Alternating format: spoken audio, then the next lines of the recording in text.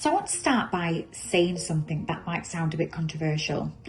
I wouldn't actually describe myself as a therapist, but if you looked at the industry, the wellbeing industry, I'd probably fall into that category. What I do is something slightly different. I work with metacognition, which is essentially understanding how your brain creates patterns and how those patterns shape your reality. Most people come to me through a reading, tarot, intuitive work, and then they get the reading and they then think it's going to give them answers. And readings can be powerful, but they do not create change. What they actually do is reflect back a snapshot of where you are now and what your current trajectory looks like. It's almost like a hologram of your potential, but you're just not there yet. Where my work really begins, it's after that, because insight without regulation does not create transformation.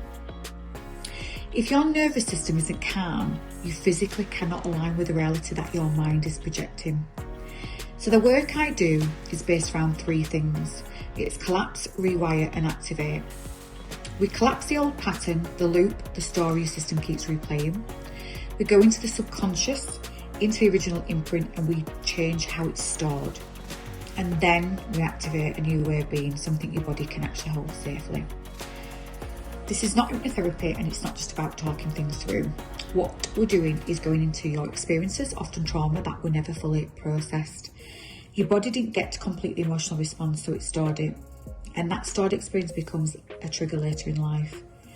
So when something triggers you now, it's not about what's happening in the moment. It's your nervous system recognising something unresolved, and that's why it can feel so intense. It's not just the present, it's the past trying to complete itself.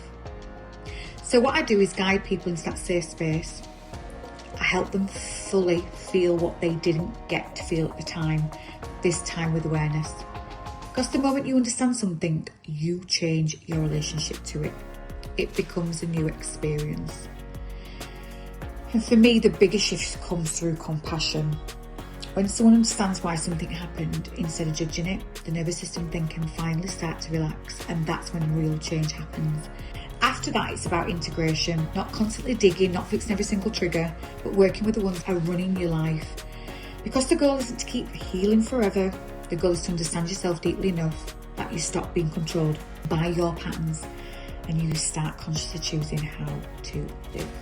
If you're ready to stop circling the same patterns and actually shift them at the root, this is where your journey begins.